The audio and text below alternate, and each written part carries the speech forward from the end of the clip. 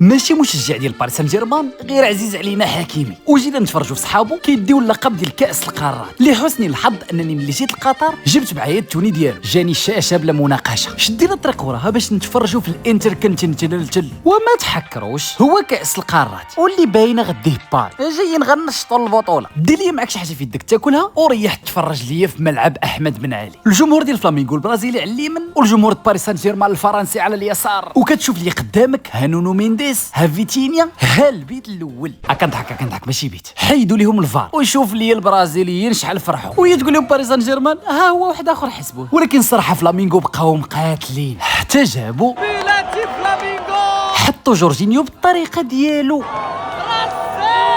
جنون مشجعي السامبا. ايوا راه لي داك ديمبيلي زعما اللاعب اللي دا الكره الذهبيه هاد العام، دا ذا بيست. واخا هادشي كامل راه والو، ما فسرش ليهم الحلمه. وعلى ماتش شحال ممل. غير هو في الاشواط الاضافيه تحرك الهجوم، كانوا قريب يختموها باري ولكن مشاو للبيلانتيات. الدراري مخلوعين بحال عندهم الباك، وديمبيلي خارجين فيه دعاوي رافينيا.